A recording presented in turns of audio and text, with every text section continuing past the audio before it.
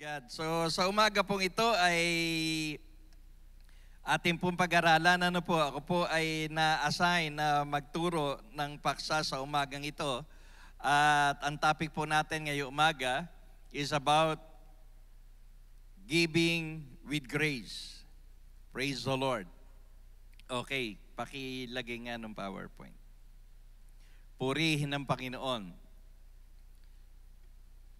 So sa Bible po ay ang pagbibigay ay bahagi talaga ng buhay ng isang tao. Amen? At ang Diyos po ang unang nag-demonstrate sa atin. Okay? So hindi pa niya nililika ang tao ay ibinigay na ng Diyos ang lahat ng ating mga pangangailangan. Amen. He created a place that is comfortable, that is full of abundance and complete para po sa ating lahat.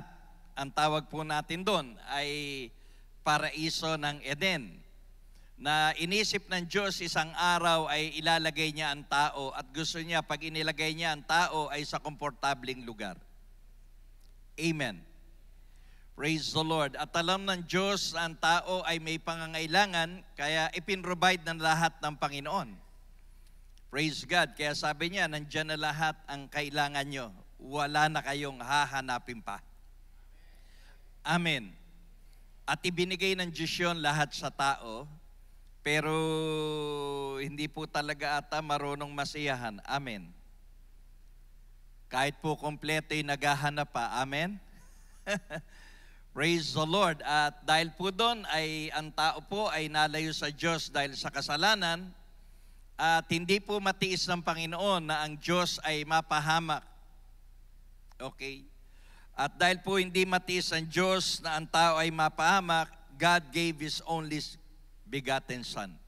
At ibinigay ng Diyos ang kanyang kaisa-isang anak sa atin. Amen? And that is reflected His grace. So, at doon po ay ipinakita ng Diyos na ang kanyang pagbibigay ay hindi po ayon sa katayuan ng tao, kundi ayon sa biyaya ng Diyos sa kanyang buhay. Amen? At kaya po doon, God gave His only Son, and that is reflected His grace. At dahil doon ay naisalarawan niya kung ano ang pagbibigay ayon sa biyaya ng Panginoon. Amen. Praise God. Okay? So, kaya po number 1, kaya po sabi dito, truthful giving reflect grace. Kaya po yung taus-puso at bukas-pusong pagbibigay ay nagsasalarawan yan ng biyaya ng Diyos na naranasan mo sa iyong buhay. So, hindi tayo deserve bigyan ng Panginoon and everything that we have, at marami po tayong tinatanggap na hindi po natin talaga deserve yan. At yan po ay biyaya ng Diyos sa buhay ng bawat isa atin. Kaya po, grateful po tayo at thankful po tayo kay Lord na tayo po ay biniyayaan ng Panginoon. Amen? Praise God. Kaya po sabi rito, kaya po sabi ng John 3:16, nung ibigay ng Diyos ang kanyang anak ay para maunawaan ng tao kung ano ang tinatawag na biyaya. Praise the Lord. Kasi po ang biyaya po ay napakalalim at napakalawak, at maiisip natin na we don't deserve to be saved, we don't deserve to receive something from God, and yet God chose to give His only begotten Son. Pinili ng Panginoon. Nagpasya ang Diyos sa puso niya na magbigay kahit hindi dapat bigyan ang binibigyan. Amen. So, kaya tanong mo sa katabi mo, paano ka ba magbigay? Okay? So, iba-iba po ang nasa isip ng tao, kaya siya nagbibigay. Amen. So, ang Diyos po ay hindi siya nagbigay ayon sa kondisyon ng kanyang bibigyan. Ang Diyos po ay nagbigay ayon sa kondisyon ng kanyang sarili. At ang dahilan ay ang Diyos ay Diyos ng biyaya. Amen? God is a God of grace. So sa 2 Corinthians chapter 9, verse 6, yan. Nandiyan na ba? Pakibasa nga natin. Number 1 po ay sa Bible ay may tinatawag na frequency of giving. So yung salita pong frequency ay yan po ang dalas. Okay? Sa Tagalog, ang frequency dalas. The frequency of giving. Sino rito dati nanonood ng radyo? Ay nakikinig sa radyo? O sa sasakyan nyo, di ba merong radyo, merong AM? Tapos may mga nakalagay na number. Tapos hinahanap mo yon. So yung frequency, yun yung wave.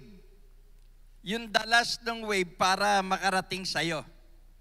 Okay. So diyan ay, ang Bible ay naglagay siya ng frequency. Kaya pagka hindi ka nakatapat sa frequency, ano mangyayari? Nakagaralgal. Masarap ba sa tenga? Hindi masarap sa tenga. Di ba? Kasi hindi ka nakatapat doon sa frequency. Ngayon, sa Bible, ang sabi niya, okay? So, ang sabi niya, pakilagay mo yung verse. But this I say, he who sow sparingly will also reap sparingly. He who sow bountifully will also reap bountifully. So, nasan dyan yung frequency? Pakihanap nga ninyo kung nasaan. Okay. Sa Tagalog, ang nagasik ng konti ay umaani ng marami. Amen o amen? No amen. Ang nagasik ng konti ay umaani ng konti. At ang nagasik ng marami ay umaani ng marami. Amen. Yan yung frequency. Konti o marami. Okay. Sino gusto maraming umani? Sino gusto konti lang? Tahimik ang langit. So yan yung frequency. Okay? Sabi, pag konti, konti lang. Pag marami, marami. So yan yung sukat. Yan yung sukat ng dalas ng pagbibigay mo. Amen. So yan yung sukat. Kaya umaani ng konti at umaani ng konti kasi ang sukatan niya konti lang. Umaani ng marami kasi ang sukatan niya marami. So yun yung sukat. So yun yung sukatan niya. No? So meron siyang sukatan. Noong kasi walang kiluhan eh. Okay? Noong kasi ang bilihan, salup-salup eh. O tumpok-tumpok. Yan. So may sukat. Pag tinumpok lang na ganon, lalagyan nila ng presyo. Pag tumumpok sila ng mas malaki doon, iba na rin ang presyo. Okay. So ganon kasi nung araw, sa palengke kasi nung araw, pag pumupunta ako na nung Nadesino sa Bayumbong sa Nueva Vizcaya, so pag pumunta ang palengke, nakatumpok lang doon. Lahat ng bibili mo, puro nakatumpok lang. Hindi sila gumagamit ng kiluhan, puro tumpukan. Okay. So pagka ngayon konti lang din ang babayaran mo. Pagka marami, marami rin ang babayaran mo. So may sukat sila. So ngayon, ang tao, paano magbigay? Ano ba sukatan mo? Okay? Ang sukatan ba, pag mayaman ka ba, mas malaki maibibigay mo. Pag mahirap ka ba, konti maibibigay mo. So may sukatan ka lagi. Ang sukatan mo, yung sarili mo. Tama. Pag ang tingin mo sa sarili mo mahirap, paano ka magbigay?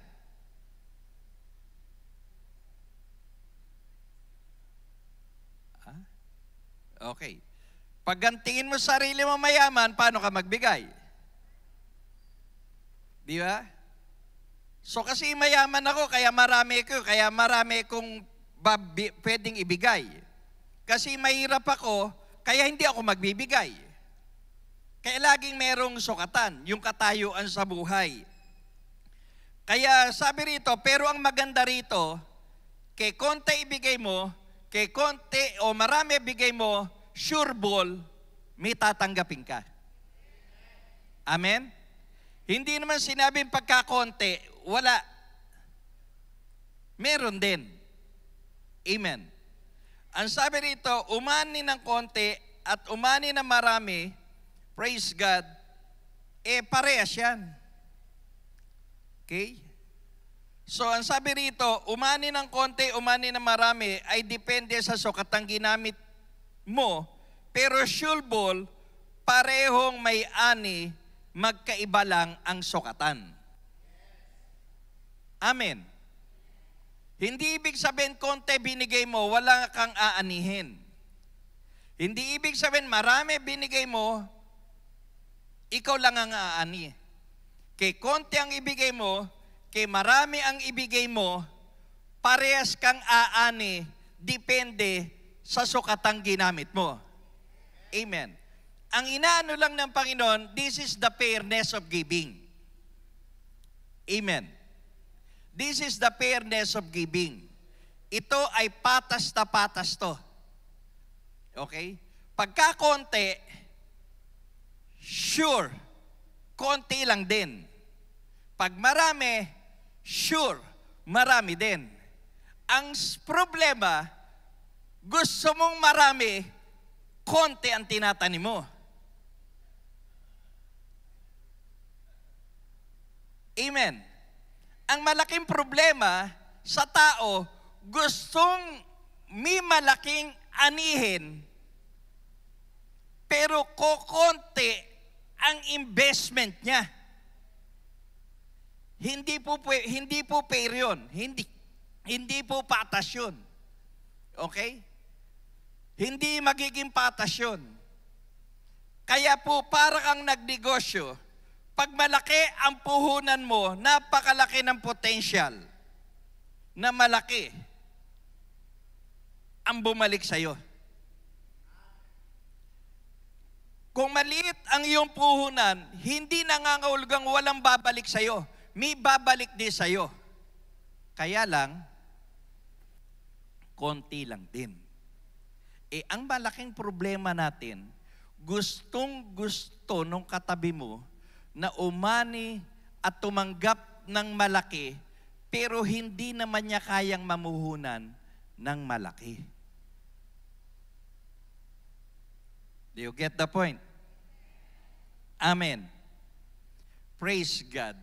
Alam nga naman pong nag-invest ka, nag-time deposit ka ng $250,000, yung interest ng nag-deposit ng 2,000,000 ang mapunta sa iyo. Sabihin mo sa katabi mo, hindi pwede yun. Amen? Kasi sabi ng Bible, but I say this, he who sow sparingly will also reap sparingly. Hindi naman sinabi na kung konti ang inatinanim mo, wala kang aanihin. Ang ipinapaliwanag sa atin ng salita ng Diyos, kung konti lang ang tinanim mo, yan din lang ang sukat na aanihin mo. At kung nagtanim ka ng marami, okay, ito rin ang sukat na aanihin mo.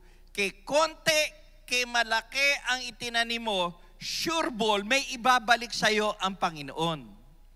Amen. Pero huwag kang maghangad ng hindi para sa iyo. Amen. Ngayon, kung ikaw na may walang itinanim, ano gagawin mo? Ano gagawin mo? Hindi. O ano gagawin mo pagka wala kay tinanim? Sino makakasagot? Bibigyan ng jacket.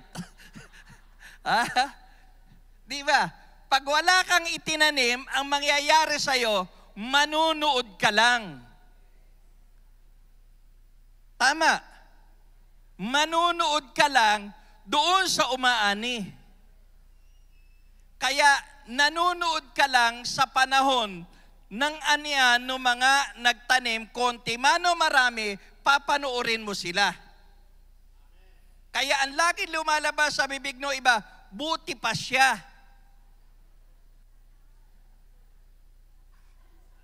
pa siya bago sa sakyan niya.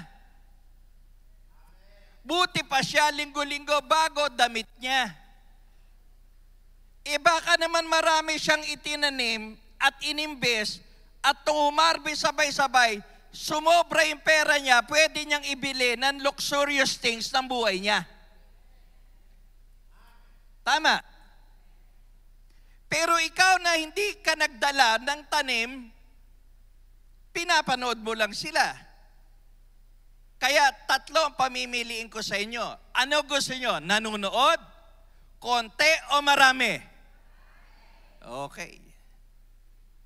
Kaya, pair yun, frequency yan. Okay? Pag hindi natapat, pangit garalgal. Kaya may kanya-kanyang istasyon ng frequency. Amen. Kaya tumatapat ka. Ganon din sa iyong giving. May frequency yan. Okay? Ikaw ang magpapasya. Kaya yan po ay tinatawag na frequency of giving. Ito po ay totoong nangyari sa kasaysayan. Ito po ay totoong naganap. Okay? Sa 2 Corinthians chapter 8 verse 1 and 2, totoong nangyari ito, totoong naganap ito. Moreover, brethren, we make known to you the grace of God bestowed on the churches of Macedonian. Para maintindihan nyo. Ang Macedonian ay province ng Greece. Yan. Isa yan sa bucket list ko na pinagpe-pray ko na puntahan, Greece. At yan ay sa upper part ng Greece. At sa lower part ng Greece ay Corinthian. Ganyan yan. Mas mayaman ang mga taga-Corinto kaysa sa Macedonian. Nasa Greece yan. Okay. Kaya sabi ni Paul, ang kinakausap ni Paul, mga taga-Corinto. Okay. Ang kinakausap ni Paul, yung mga taga-Corintong mayayaman. Yung mga taga-Corintong blessed the blessed. Parang mga taga-JCTD. Yan. Sabi niya, moreover, we make known to you the grace of God bestowed on the church of Macedonian. Hindi niya kinukumpara ang Corinthian church para hindi niya kinukumpara ang Macedonian church para insultuhin ang mga taga-Corinto. Actually, yung salita ni Paul na yan ay sarcasm. Sarcastic yan. Okay. Kaya sabi niya, mahusay kayo sa faith. Di ba? O you excel in these things. Sinabi niya kung saan sila nag-excel. Sana mag-excel din kayo sa giving. Amen. Hindi lahat na nag-excel sa deliverance, nag-excel sa giving. Hindi. Amen. Sabi niya, kaya yung salita ni Paul na yon, hindi sila tinuturuan. Para silang kinukutya. No? In a positive way, ang galing nyo sa faith, ang galing nyo sa ganito. Sana okay din kayo pagdating sa giving. Tingnan nyo Macedonian Church. Ikinumpare niya yung Macedonian Church sa Corinthian Church. Hindi para insultuin, but to encourage them and to inspire them. Okay? So ano sabi niya? Sa verse 2, kahit, okay, that is a great trials of affliction, the abundance of their joy and their deep poverty abounded in the rich of their liberality. Ano katayuan nila? Kahit dumaranas sila ng maraming pagsubok, masayang-masaya pa rin sila. Kaya nga, naging labis silang mapagbigay sa kabila ng matinding kahirapan. So, ang frequency nila, hindi nakadepende sa social status. Kay mayaman, kay mahirap, hindi. Ipinrove ni Paul, itong mga born again sa Corinthian, kahit sobrang hirap at napakaraming pagsubok, they give beyond their capacity. Yan. Okay? Kasi naintindihan nila yung frequency ang nagbibigay ng marami, umaani ng marami. Gusto nilang umani ng marami, kaya tinatry nila magbigay abundantly above their capacity. Pero hindi naman, kung gusto rin nilang umani lang ng konti, okay lang sa kanilang magbigay ng konti. Pero pinakita dyan sa kabila ng kanilang kahirapan, they give generously. Kasi ang principle, yung frequency nila. Kaya po, hindi po dahilan yung katayuan mo sa buhay. Ito ay decision mo kung gusto mong marami o konti. Amen. Ikaw ang magpapasya. Kaya may frequency talaga. Kay konti yan, kay marami yan, sure ball, may babalik sa'yo. Amen. Kay konti yan, kay marami yan. They that sow sparingly will reap. May ani ka rin dyan kahit konti. Kaya nga lang, huwag kang masyadong mag-expect kasi konti lang naman yan. Amen. Hindi naman iniinsulto ka na konti lang. Hindi. Ang pinakikita lang dito ni Lord, kung konti, don't expect too much. Kung marami, expect much. Amen. Pero kung nanood ka lang, kung alakad tinanim, makinuod ka na lang. Amen. Praise God. Kaya ayaw nating tagapanood. Amen. Praise the Lord. So yan yung sabi ng Bible. Kahit na dumana sila na maraming pagsubok, masayang masaya pa rin sila. Kaya pwede palang maging masaya yung may mga pagsubok. Amen. Kasi ito, tao to, totoong nangyari ito nung unang panahon. Kaya marami kang pagsubok, marami din silang pagsubok. Dumanas sila ng kahirapan, dumanas din sila. Pero masaya sila. Kaya sabihin mo sa katayo, maging masaya ka na lang. Amen. Kaya pagka may pagsubok, huwag kang magbukmok. Maging masaya ka na lang. Amen? Praise God. So pangalawa, sa verse 7, 2 Corinthians chapter 9, verse 7. Okay, next slide, number 2. Okay, pakibasa natin. Yung, yan, basahin muna natin lahat. 1, 2, 3, go!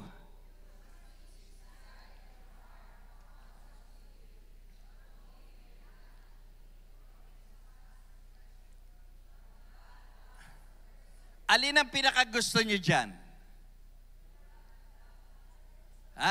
Love God, the cheerful giver. Ako ay, ang pinakagusto ko dyan, each decide in your heart. Hindi yung cheerful giver. Kasi may frequency na tayo. Amen? May frequency na. Yung binasa natin verse 6. May frequency na. Ngayon, you decide. You decide. Amen. Huwag kang magdi-decide based sa katabi mo. Nakita mo bumunot ng 1,000. No. Don't try to do that. You decide in your heart. Amen. Kaya po, dito, sabi ng Bible, you must decide, you must each decide in your heart how much to give. Nung una, sabi ng Bible, yung grace ni God, inilagay sa puso ng mga church sa Macedonian. And they give with grace. Okay? So, Maaring may problema sila, maaring marami silang pagsubok, pero nabalitaan nila yung mga kapatid nila sa pananampalataya sa Macedonia, sa Jerusalem, sobrang hirap pa kesa sa kanila. Sobrang problema pa kesa sa kanila. Kaya naramdaman nila yung biyaya ng Panginoon na i-extend sa kanila ang gustong ibigay. Kaya po yun yung grace of giving. Maaring may problema tayo at may suliranin tayo, pero merong mga taong mas malalim pa ang problema at suliranin sa atin. And they experience the grace that they don't deserve it, yet God extend it. Amen. Kaya hindi tayo wala yung grace sa heart. Ako nga, mahirap na, magbibigay pa ako. Ako nga, nagpaparal sa anak ko. Paano ko tutulungan yung pamangkin ko? Kasi, kailangan, ito ka. Pero sila, dahil na-experience sila yung grace ni Lord, and out of that grace, nag-extend sila sa kabila ng kanilang social status kasi nakita talaga nila at nakarating sa kanila yung mga kapatid nila sa pananampalataya sa Jerusalem, talagang kailangan ng tulong. Kaya sinasabi ni Paul sa mga taga-Korinto, kayo mas mayaman sa Macedonian. Kaya ang kinausap niya yung mga born again sa Korinto. At ginamit niya ang church ng Macedonia, ang mga born again sa Macedonian, just to inspire them and encourage them. Bakit sila? Mahirap. Mas mayaman kayo. Kaya sabi niya doon sa mga sumunod na talata, hindi, magpapadala ka ng pupunta dyan. Kaya doon ako nakakita talaga. Kaya nung pandemic, pinakukolekta ko talaga. Pastor, ba't nabasa ko ako sa Bible? Si Paul nagpadala na kolektor. Read it for yourself sa Tagalog Bible nyo. Tingnan nyo kung hindi nagpakolekta. Nagpadala siya ng tao, kolektahin nyo yung mga tulong nila na dadalhin doon. Talaga, kinolektahan sila. But they decide in their heart. Amen. Kaya grace individualize each person's gift. Kaya yung biyaya ng Panginoon, in-individualize yung kanilang gift. Kaya bawat isa. Okay? Paano ka magdi-decide? Hindi ka pwedeng mag-decide nang wala kang giving goal.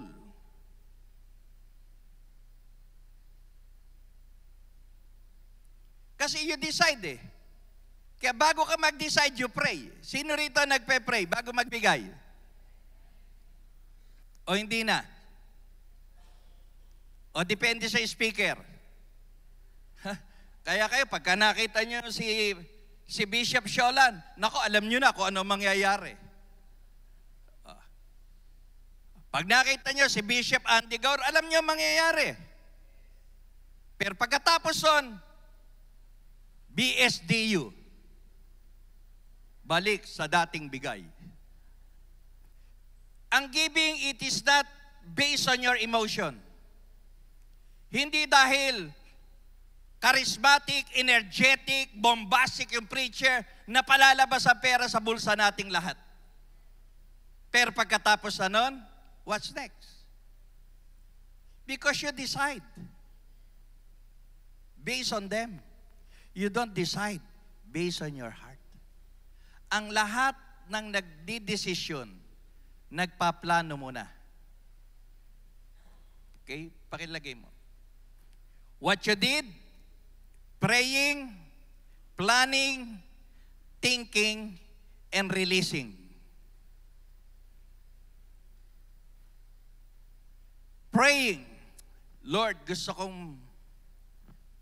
Sino rito nag-pray na magkatrabaho? Sino rito nag-pray magkanegosyo? Nag-pray ba tayo? Okay, you pray. Kasi yan ang magiging outlet ni Lord sa'yo. Amen. After you pray, you plan. Pagka nagplano ka, dapat may giving goal ka. Ano ba goal mo sa pagbibigay? Para po kasing ganito eh. Okay. Ako po kasi pagka merong isang bagay na gusto, I pray and then I plan. Okay. I pray and then I plan. Okay? Kasi meron ka dapat na tinatawag na giving goal. May giving goal ka, ang problema, you don't decide, kaya wala kang game plan sa giving. Okay. Nagkatrabaho ka. Natural, alam mo, yung trabaho mo, negosyo mo, kay Lord yan, pinabor ka ni Lord. Amen. So, kaya mag-i-start ka, maglagay ng giving goal mo. Ano game plan mo sa pagbibigay? Para hindi ka nakadepende sa charismatic preacher. Hindi ka nakadepende kung sino bombastic preacher. Kasi may goal, may game plan ka talaga. Pag kumita ako ng ganito, okay? Praise God.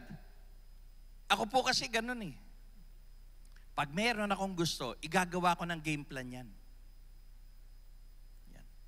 Yung pong anak namin na nag-aral, nagsimulan tumungtong mag-aral ng doktora. Sabi namin, anak, pag nakatapos ka at nakapasa ka, sa medical board exam, ibibili ka namin ng bagong sasakyan.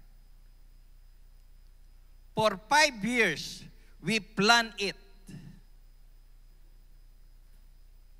Kaya meron kaming goal monthly. Okay. Game plan namin yun.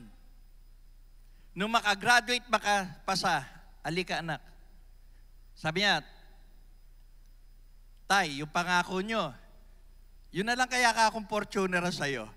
Ayoko kay kanya, luma yan. Sabi mo, bago. Ikaw, alika. Pumunta kami. Doon sa Jilly, sa Baliwag. Tinignan niya yung sport. Sabi ko, ako bang ayaw daw niya nun? Malaki. Ito. Okay. Dala ko yung bag ko eh. Sabi ko doon sa, ito ka ko. Gusto ng anak ko. Mabibigyan mo ba ako nito ngayon? Sabi niya, opo sir. Ilang pong taon? 5 years? Hindi. Magkano ka ako yan? 1,250,000. Hindi, babayaran ko sa'yo cash. Basta ilabas mo sa akin ngayon yan. Bakit? May game plan ka eh. May game plan. Amen? Kasi bago ka mag-decide, kailan magplano ka? May game plan ka ba sa giving mo? Paano ka magde-decide? You pray. What's next? You plan. Ano plano mo pag kumita ka? Naitabi yung pambili ng TV na 65 inches. Naitabi mo yung pampalit sa sapatos mo. Kung ano matira, ito na lang. Wala kang game plan kay Lord. Kaya hindi ka pwedeng mag-decide kasi wala kang plano. Kaya nakadepende ka lang sa preacher. Kung kayang bulabugin ng preacher ang konsensya mo, hindi ko binubulabog ang konsensya nyo. I teach you the proper way of giving. You plan. Pinlano mo pagbili mo sa subdivision ng bahay, right? Tinignan mo yung pera mo kung kaya. Tapos monthly may hulog yon. That's your game plan. Pag wala kang game plan, mababatak yung bahay mo. Praise God.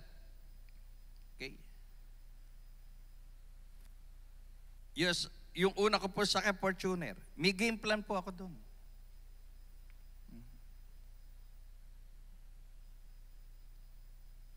Kahit to ano mangyari, 1 taong hulog, nakareserba yun. Kasi ang buhay ay walang katiyakan ng pangyayari. Kaya kahit isang taong magkaroon ng krisis, may pambangga ako sa isang taon. Bakit? May game plan ako. Kaya ako po hindi nagbibigay. Kahit sinong preacher mapakinggan ko, bago ako pumunta sa church, may game plan na ako sa pagbibigay ko. Hindi ako nakadepende sa ilang tayo ng katabi ko. Hindi ako nakadepende dyan. Nakadepende ko sa game plan ng giving ko. Amen. Amen. Sino sa inyo ang pumunta, nakaplano talaga ang ibibigay?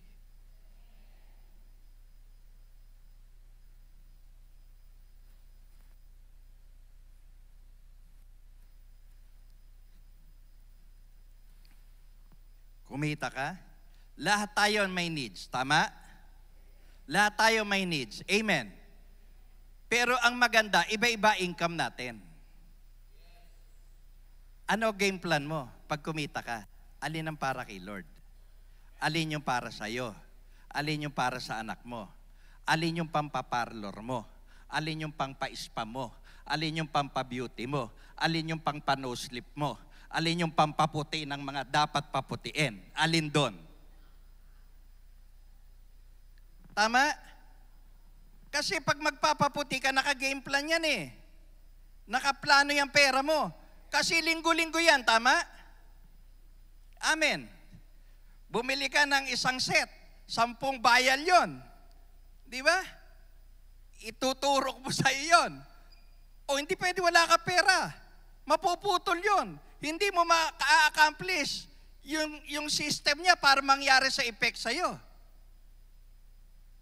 Oh, ano game plan mo sa giving mo? Di ba? Kumikita ka araw-araw, kumikita ka linggo-linggo, kumikita ka buwan-buwan. Pero wala kang game plan pagdating sa bigayan. Nakadepende ka na lang doon sa tatayo. Pag nagturo ng giving, labas ang pera. Pagkatapos sa doon, wala. Amen. Amen? Bakit? We plan. Tayo po sa Malolos, umuupa po tayo. Unang tuntong natin doon, in-announce ko na bibili tayo ng lupa. Ang game plan ko, ito. And I teach people the game plan of giving. Don't depend to the feelings and emotion that the preacher will bring to you. There is a Word of God. And the Word of God is the guiding light of your principle when it comes to giving. Praise God. After 7 years, may nag-offer ng lupa. Gusto raw nila cash. Sabi ko, magkano? 9 million. Ihanda mo dokumento, bukas babayaran namin yan. We pay in cash, 9 million. Why? We plan. We have the game plan. Amen. Sa pagbibigay, ano plano mo? Kasi nag-pray ka na, iplano mo. Kada dating ng sweldo mo, kada dating ng kita mo, ano plano mo? Kasi sabi ng Deuteronomy chapter 15 verse 10, diyan ka pagpapalain ng Panginoon. Pakilagay mo anak, Deuteronomy 15 verse 10. Kasi may plano ka eh. Kaya ang taong, kasi sa Bible, nasa tao pagpaplano, right?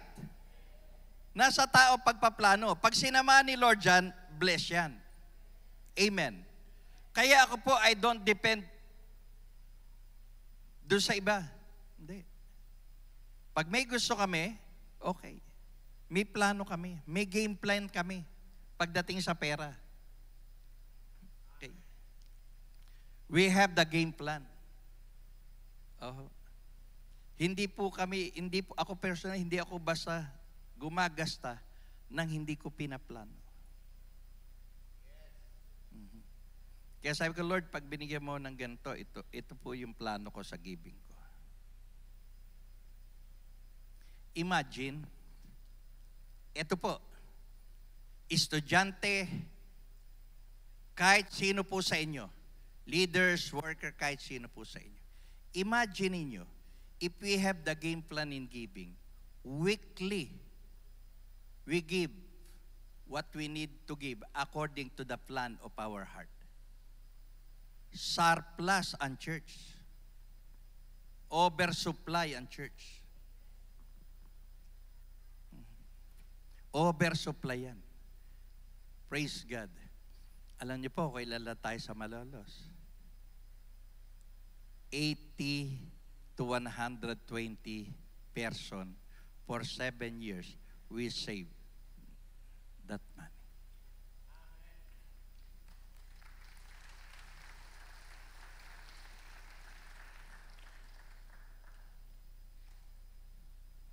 Bakit? Sabi ng Bible, you decide. How you will decide if you don't have any plan? Paano ka magdidesisyon kung wala kang plano? Saan mo ibabase ang desisyon mo? Ang desisyon ng tao nakabase sa plano niya. Ano ang goal, ang giving goal mo when it comes to the Lord? Kung natapat may bayarin, Lord, maunawain ka naman. Yari na naman si Lord siya. Diba? Yeah. Yung mother ko po sa May 9, 2026, okay, magna 90 years old yun. Sabi ng wife ko, nag-usap kami, kinausap niya mother ko. Sabi niya, Ma, pagdating mo ng 90, ipaganda ka namin, i-gown ka namin, kami bahala. Pero may mga kapatid ako. Okay? Because you give. Hindi po nagtuturuan. Pinaghahandaan. Kahit ikaw lang mag-isa, kaya mong bigyan na maaya-ayang kaarawan ang iyong nanay pagka may game plan ka sa gusto mong ibigay sa kanya. Hindi po nagtuturuan. Ikaw mas mayaman. Ikaw mas... Ang nagbibigay ng konti, ang nagbibigay ng marami, marami. You bless your parents, get her blessing, get their blessing.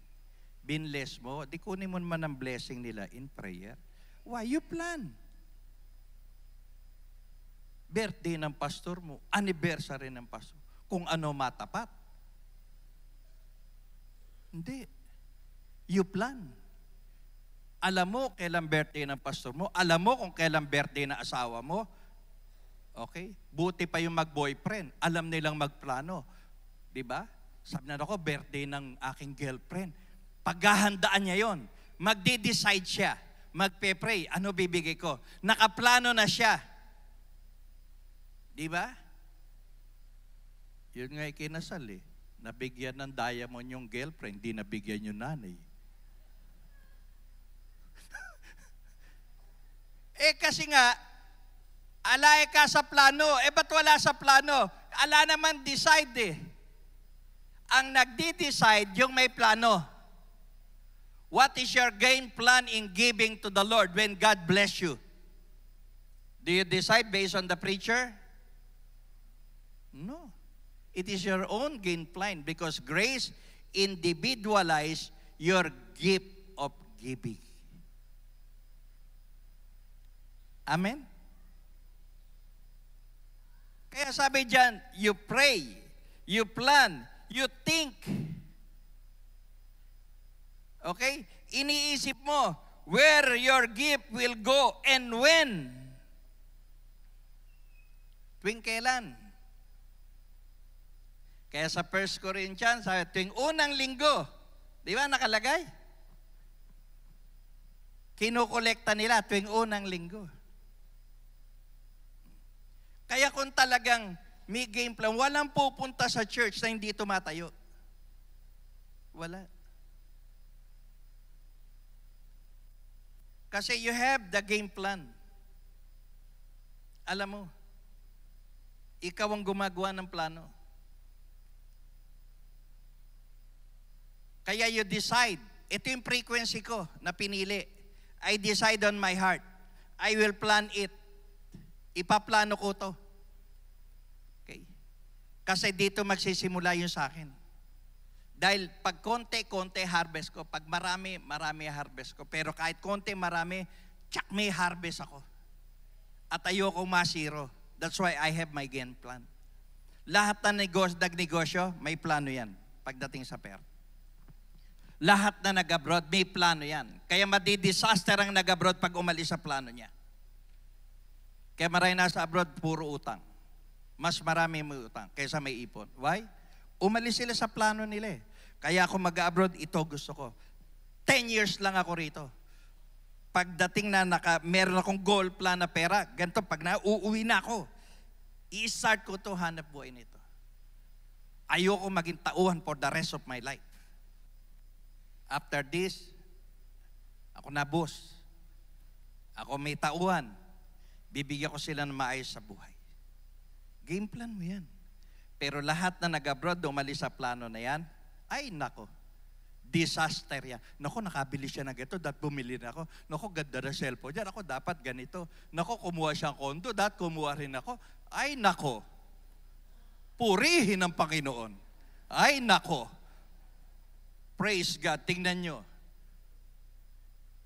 Bata pa, matanda na itsura, naghahabol. Nagkasabay-sabay. Nagkaroon ng problema. Na-layoff sa trabaho. Nagkaroon ng pandemic. Nagkaroon ng ganito. Wala nang mapagkunan. Ibinenta rin lahat. Sayang. Why? They don't have a game plan. Ano yung goal mo? Mag-i-stick ka ba sa 10? Hindi ko sinasabi, you stick to your 10. Pero kung lahat na tayo, ibibigay natin yung 10, paano kukulangin ang church? Giname plan mo ba talaga yon? Lord, medyo hirap ako. 5 muna. After 3 months, I make it 6. After 3 months, I make it 7. After 3 months, I make it 8. And the next year, I make it 10. I have my game plan. Hindi po pwedeng, hindi ko kaya. Hindi pwede yun. You have to plan your giving. Amen? Until you reach, Lord, iiwanan ko na yung tithings, Lord. Mas gusto ko na ngayon, ang nagbibigay ng marami, marami ang aanihin. That's the start. Kaya sabi nila, wala nang tithing sa inyo. Wala. Giving. Dahil ang giving, ang nagbibigay ng marami, tumatanggap ng marami. Kaya ang church, hindi kukulangin. May surplus lagi yan. Bakit?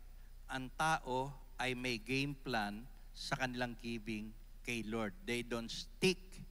Maring nagsimula ng maliit, okay? They pray, they make a goal plan, mag-a-adjust ako rito, okay? They make a game plan, okay? Until they reach the 10, pero feeling nila, okay? More than that, they go on. More than that. Kaya po, sabi ng Bible, sabi po dyan, 10% is a nice number, but everyone gave that much. Most churches with enormous supply na hindi nila malaman saan dadalhin.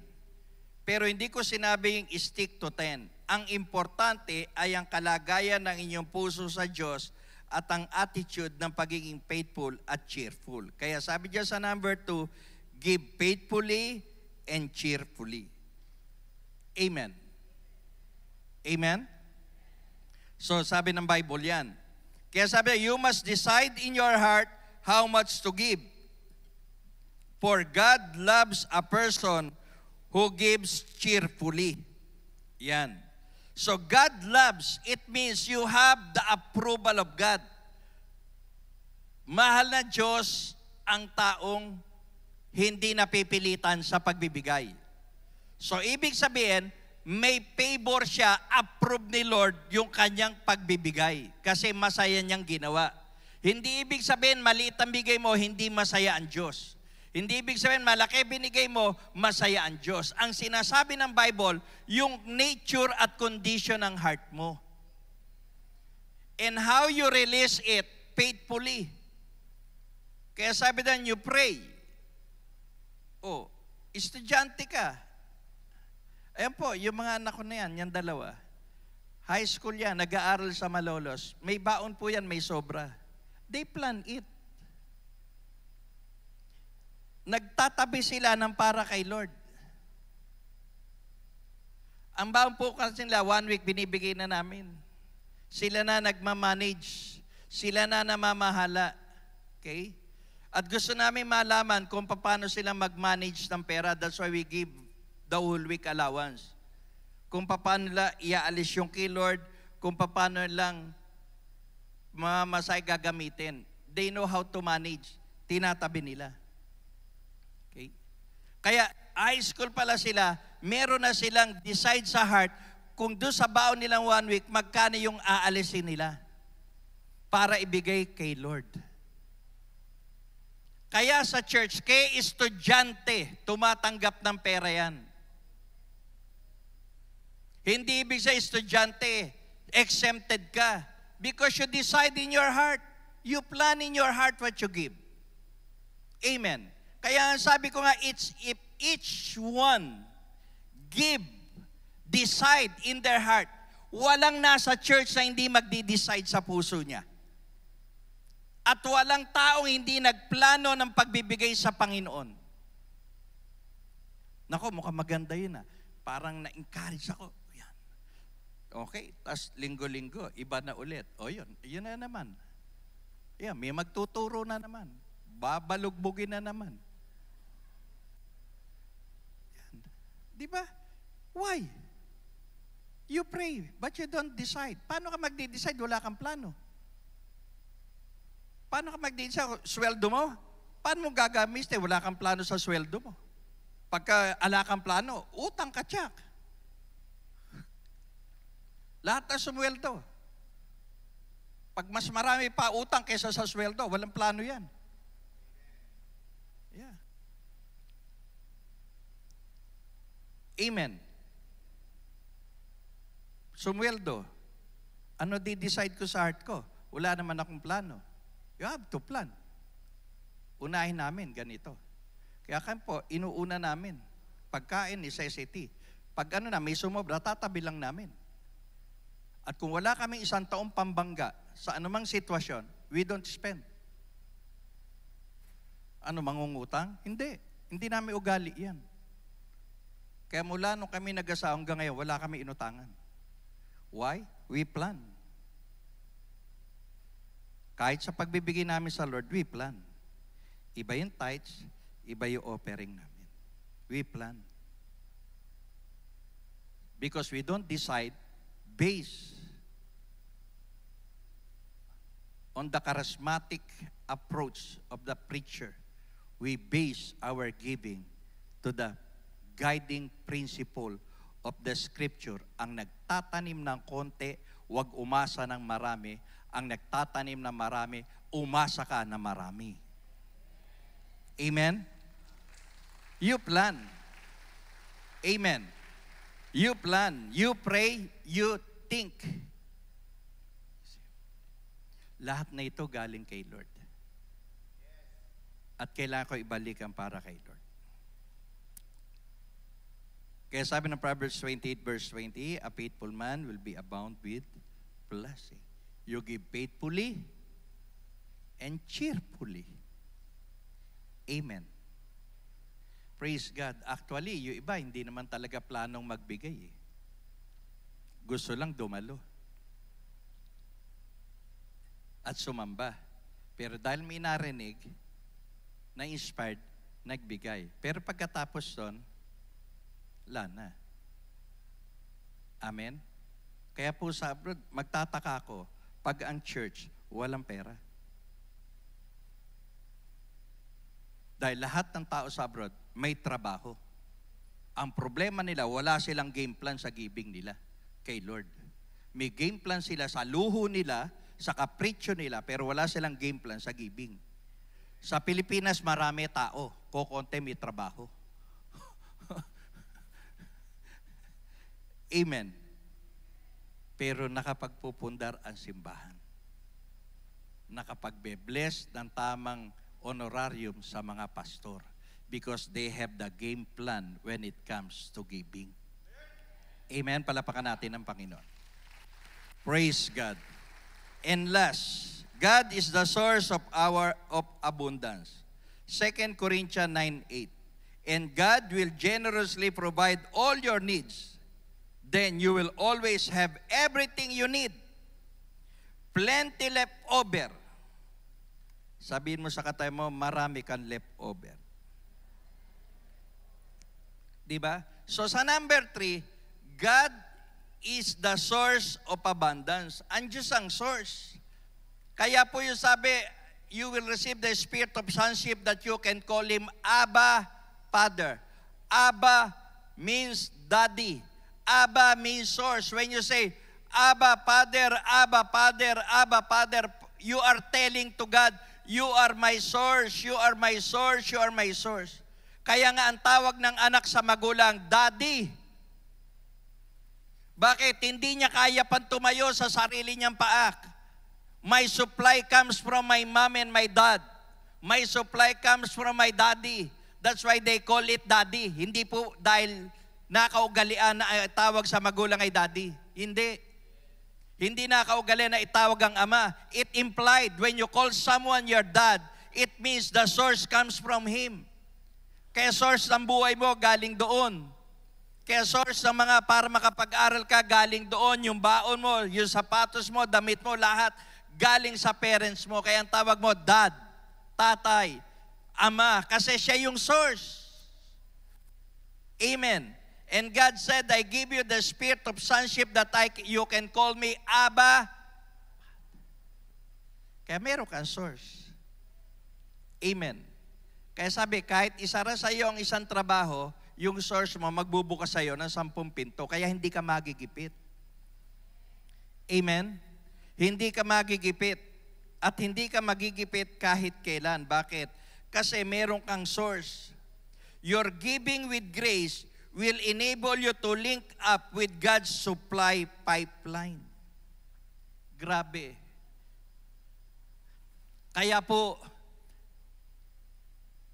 sabi ni Lord, I love the cheerful giver.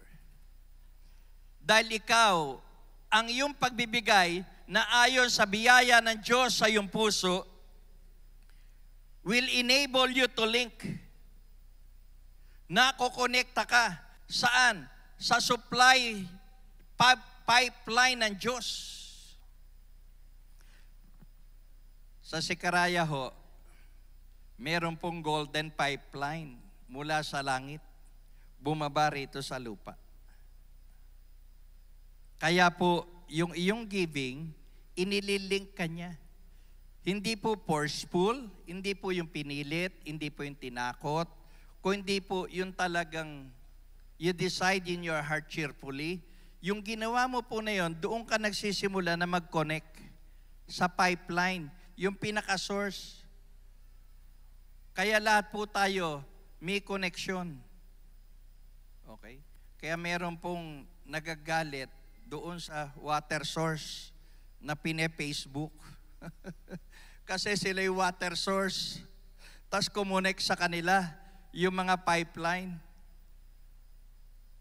Tapos yung source, wala palang tubig na ma-supply. Kaya galit na galit ito.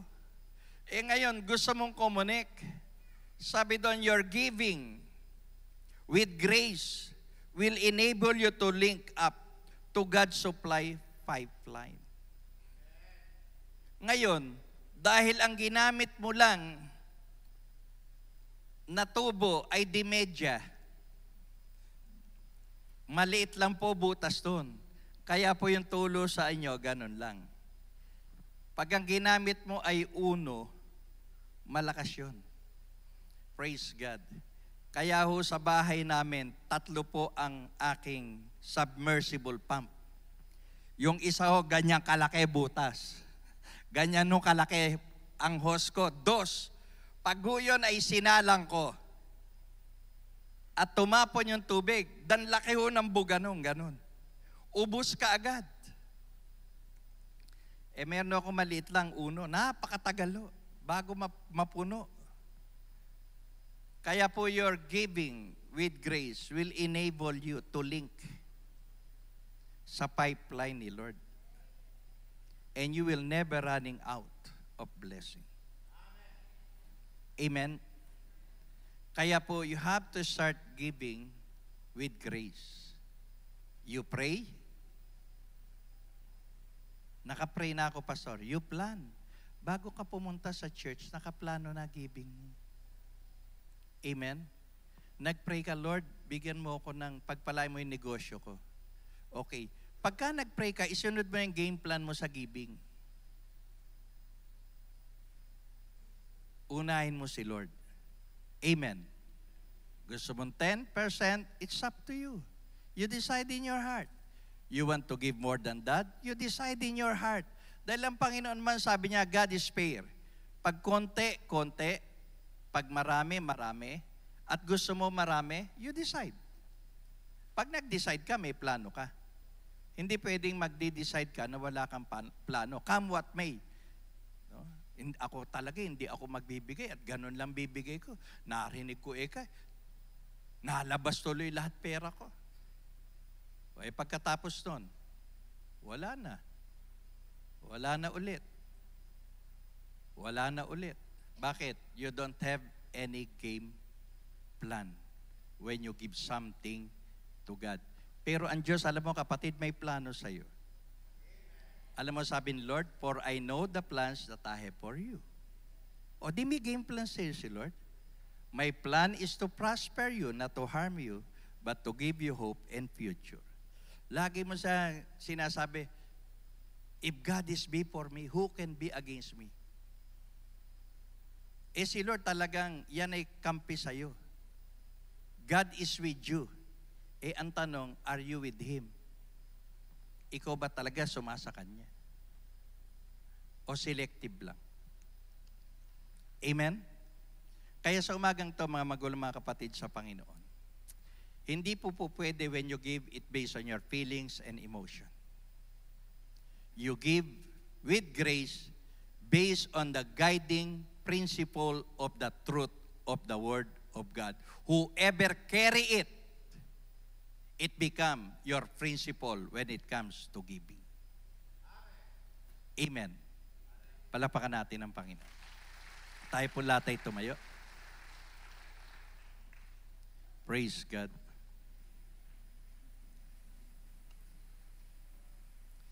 At bago po natin awitin yung the goodness of God. Alam niyo po, pero sabi ng Bible sa 2 Corinthians chapter 8, ang mga taga-Macedonia daw, first, they give themselves to the Lord. Amen. Minsan nga po, sabi ko doon sa isang kapatiran, gaano halaga ng buhay mo? Hindi ka po makapagbibigay with grace if you don't understand the worth of your life. Praise God. Kita niyo po pag ang tao nagkaroon ng sakit na cancer, they spend million just to save and protect the life. Amen? Pag ang tao ay nagkasakit ng lupus, mga dreadful disease, it costs everything to them. Mabebenta lupa, masasanla ang bahay, mabebenta sakyan, mga alas, lahat. Para lamang ma-save at ma-protect ang buhay na meron siya. Amen? Kung yung buhay na yan, naibigay mo sa Panginoon, ano naman na hindi mo kayang gawin para sa Panginoon? You can give your time, you can give your talent, you can give your resources, because you understand, you plan your giving. Amen? Hindi po pwedeng busy tayo lahat. Binigay na nga natin buhay natin kay Lord. Tapos, niwala tayong 1 oras sa 1 linggo na maibigay na oras para maglingkod tayo kay Lord. How come? Di ba? Kaya ka busy because you don't plan your time. Kaya mo sinasabing, ala kang panahon maglingkod kasi you don't plan your time. Okay? But you plan your recreation. Hindi ka nakaka-attend ng retreat because you don't plan your time. Pero you plan your vacation for 3, 4, or 5 days. You spend so much money sa aeroplano, sa hotel. You plan it. I do it for next year. You plan it. Pero you cannot plan kung kailan ka attend ng retreat, kung kailan ka attend ng personal encounter mo kay God. You don't plan it. That's why you don't decide in your heart, kaya wala kang plano, wala kang pipiliin, kasi wala kang plano. But you can plan your vacation. You go to Boracay, you go to other place. Hindi po yun natulog ka, pagising mo, sasakay ka na sa aeroplano. Hanap ka ng murang aeroplano. That's why you plan it for 6 months to 1 year before your flight. And you have the time to do that. Why? You plan. You plan your time. Okay? You plan your worship to God. Kaya pagka nagplano ka, hindi pwedeng madama yan linggo. Kasi may plano eh. Okay? You plan it. Hindi aksidenteng nakatayo ka dyan. Pinlano mo yan. Amen. Amen? Okay. So you plan your money. How you will use it. And how you plan when you give to God. Kaya po ngayong umaga, talagang mabuti ang Diyos sa atin. Amen? God is good. You decide in your heart how much you give. But you cannot decide how much you will give if you don't plan your giving weekly to God. Amen. Huwag po kayong mag-alala. Kahit konti yan, walang problema yan. Kahit marami yan, walang problema yan. Pero ang tinitiyak ni Lord sa'yo, sure ball, walang sablay, konti man o marami yan, may aaning ka kay Lord. Amen. Palapakan natin ang Panginoon. Shall we sing this song before I pray? Hallelujah.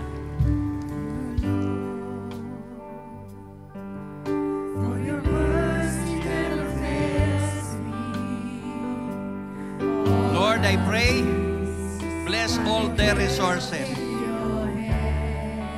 First of all, Lord, bless them with good health. Preserve their body. Protect their life. Bless their family. Bless their children.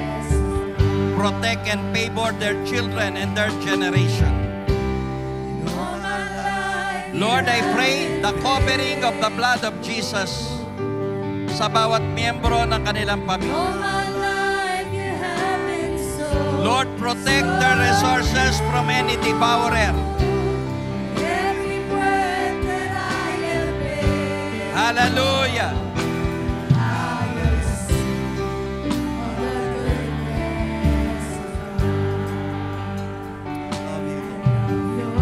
When you share something with the Lord, always in the spirit of expectancy that something will happen to your financial situation, because this is the word of the Lord. When God say, you will reap when you sow, sparingly or bountifully, you will have a harvest. Yes. Yes. Hallelujah.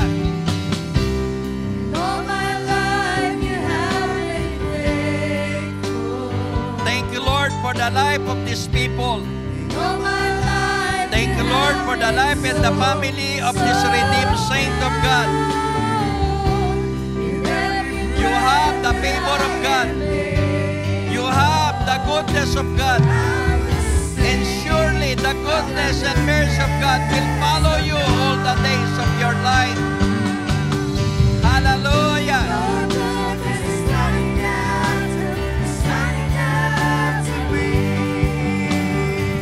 Habulin ka ng biyaya at pagpapala ng Panginoon.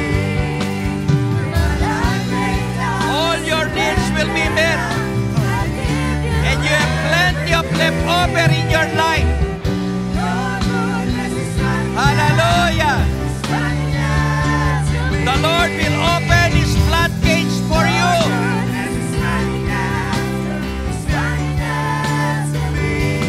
And the storehouse of heaven will open for you, and the Lord will pour out so much of His favor. Yes. Jesus.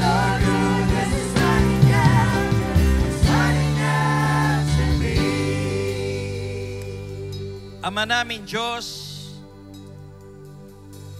You said in Your word, those who sow sparingly will reap sparingly. Those who sow bountifully will reap bountifully. Lord, even it is sparingly or bountifully, one thing is sure. They will have a harvest. Lord, bless their hands, O Lord. Lahat ng kamay na nagtanim, i-bless mo, Panginoon. Pagpalain mo, Lord. Hallelujah. Protect their family, preserve their life, extend Your good health upon their body in the name of Jesus. And Lord, rebuke every devourer and open the storehouse of heaven. And out of Your grace and goodness, pour out that abundance upon their life, Lord. In the name of Jesus. And let Your people always decide to give according to the grace that they receive from You. In the name of Jesus. Lord, teach them to make a game plan in their giving to You. Teach them to make a game plan to help other people. Teach them, Lord, to make a game plan to support every mission of Church of God. In Jesus' name.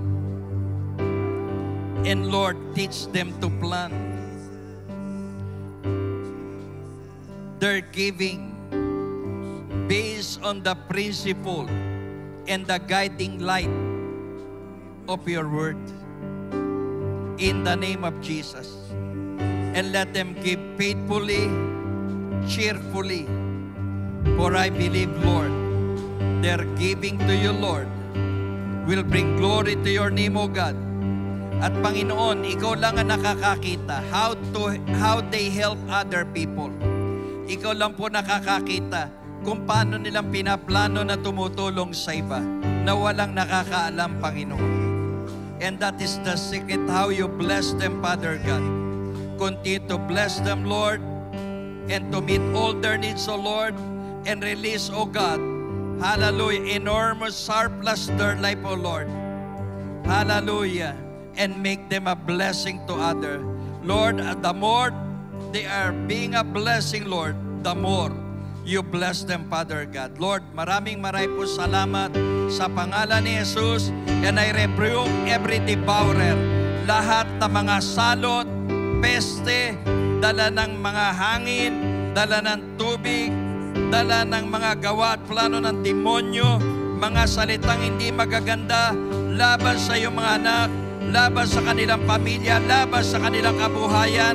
In the name of Jesus, and any spirit associated, we rebuke it and we cancel it. And we command it to come out. Go and live in the name of Jesus Christ of Nazareth, the Son of the living God. And Father God, continue to bless, Lord, every works of their hand, and continue to prosper them, Lord. And as You prosper them, Lord, teach them, Lord, to plan their giving, O God, in the name of Jesus. Lord, we honor You, we bless You, in Jesus' mighty name. Amen and amen.